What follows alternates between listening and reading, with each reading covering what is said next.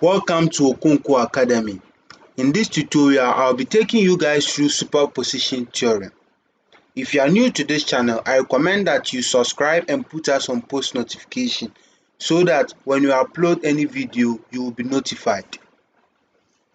Now, with the superposition theorem, it works just like the Thevenin and the Norton's theorem. They are all used to find the current through resistors. So suppose we are asked to find the current through the 3 ohm resistor with the help of the superposition theorem. So what this superposition theorem basically is about is that, first of all, let's state what the theorem says. It states that the current through or the voltage across any element in a multiple source linear circuit. Now, a multiple source linear circuit is a circuit that has two voltage sources or two current sources. So a multiple source linear circuit can be found by taking the algebraic sum of current through or voltage across the element due to each individual sources acting alone. So what this English basically is saying is that when you want to use the superposition theorem, we have two voltage sources, we will have to deactivate one, that is remove one, then work with only one.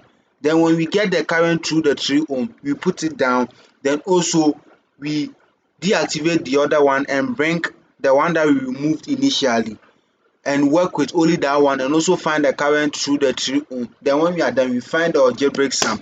Algebraic sum means that we should take into consideration the current conversion.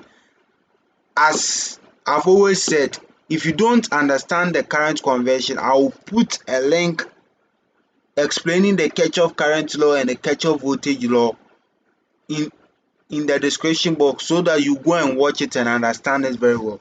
So back to this question.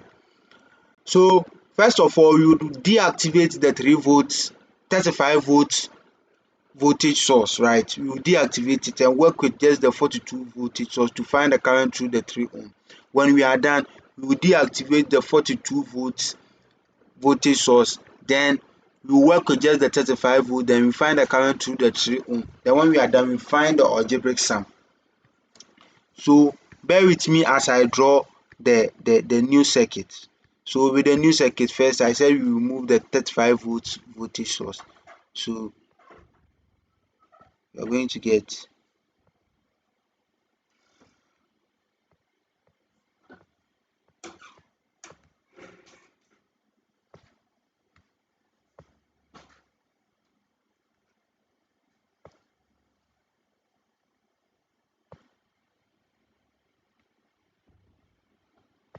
so we have 6 ohm here, we have 3 ohm here, we have 42 volt here, then we have 12 ohm here. So we want to find, this is the current that we want to find initially. This is the current. So we are finding the current through this 3 ohm. Let's name it I2. We are finding the current through this 3 ohm when only the 42 volt voltage source is working. Sure. So what do we do? First of all, we need to find the total current that this voltage source produces, and that can be found if we know the total resistance, because we know that the total voltage will be equal to the total current times the total resistance. Then if you want to know the total current, it will be equal to the total voltage source, which is the 42, divided by the total resistance. Now for us to get the total resistance, we should use these 3 resistors. Now, as I've always said, for you to know that 2 resistors are either parallel or series, when you traverse through the loop that they are contained inside, when it passes through a source, it means that those 2 resistors are in series. But if it doesn't pass through any source, either a current or voltage source, then they are parallel. So for this 6 and 3 ohm resistor, since when I traverse in the path, let me name here A, B, C, D. So since when I traverse in the path A, B, C, D, A, I do not pass through any voltage or current source, It means the 6 and 3 ohm resistors are parallel. So I get the 6 ohm and 3 ohm resistors to be in parallel. Then the resultant of this will be in series with the 12 ohm, because now let me draw how this is going to be. So I'm going to get something like this. After doing the resultant of the 6 ohm and the 3 ohm, I'm going to get something like this.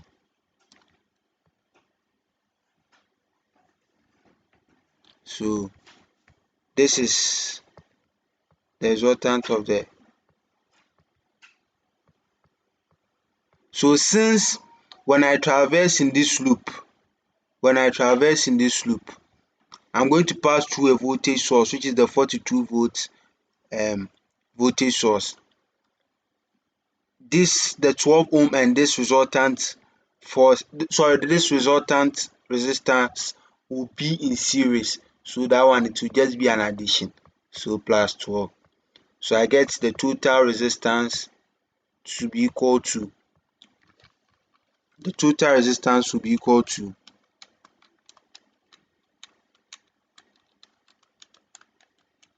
14. So 14 ohm. 14 ohm. Now we've gotten the total resistance. So if I want to get the total current will be this current. The current that is produced from the 42 volts voltage source. So I get the total current, which is I, to be equal to 42 divided by 14, which gives me 3 ampere. 3 ampere. So this would be the total current. Now, from current division rule, we've done a video on current division rule, so you can check it out. So from current division rule, if I want to know the current I2, which is the current moving through the 3 ohm resistor, I show the shortcut that if I want to get the current moving through the 3 ohm resistor, which is I2, I just write the opposite resistor at the numerator, which is 6. Then I add the two resistors, which is 6 plus 3. So I get 9. Then I multiply by the total current, which is 3.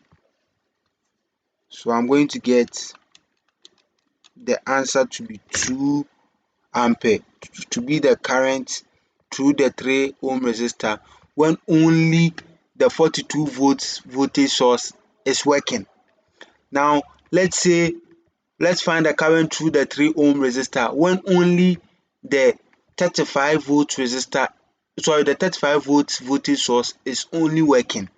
Sure. So bear with me as I draw the circuit diagram for that one too. So for that one, I'm going to remove the 42 volt voltage source. So then we place it. Then I introduce the 35 volt voltage source. So 6 ohm,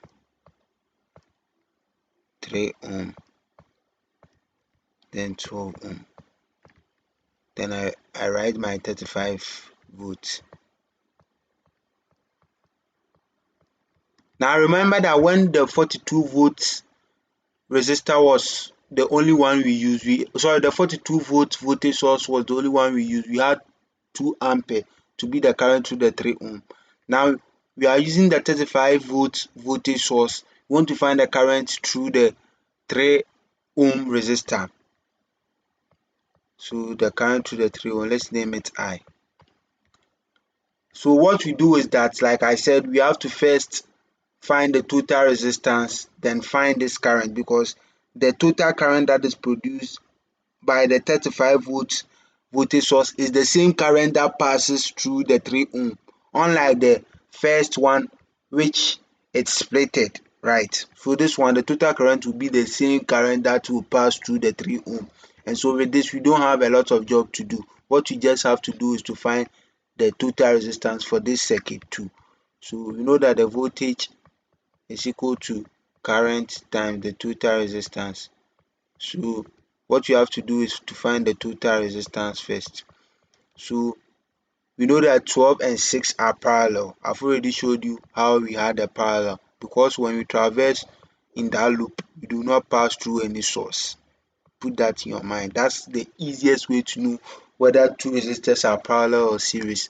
And since the resultant of these 2 and 3, when we traverse through that loop, we are going to pass through the 35 volts voltage source. The 3 will be in series with the resultant of 12 and 6. So the 3 will be in series, the resultant of 12 and 6. So the total current will be, the total resistance will be 7 ohm. So you have the total resistance to be 7 ohm. So total resistance to be 7 ohm. Now, if I want to get the current, what I do is to divide the voltage source, which is 35 volts, by the total current. So I get 35 divided by 7. Then I get my final answer to be 5 ampere. 5 ampere. But now I've gotten the current when only the 35 volts is working, and I've also gotten the current when only the 42 volts voltage source is working. So the law states that you would first find the current through when only each of the voltage source are working, then we find the algebraic sum of those currents, then we get the current through the 3 ohm resistor. So now we can see that the I2 is moving in the opposite direction, right? In this direction. So the I2 is moving in this direction. The I2 is moving in this direction through the 3 ohm resistor. And the I is moving in this direction. The I is moving in this direction, right? The I is moving in this direction. Now, so let's take upward to be positive and downward to be negative, right? So if we want to get the current through the 3 ohm resistor, it will be, we take upward to be positive, so we say, so the 5 ampere will be positive, right? And the downward, which is I2, which you have 2 ampere for it, will be negative, because that's the conversion you want to use. You can make it the other way around. For that one, you get a negative answer, negative 3 ampere. So we get our final current to be positive 3 ampere. Thank you for watching this video to the end. Do well to like, comment and subscribe to our channel. And please recommend this video to your friends who do not have understanding in the superposition theorem. Thank you very much.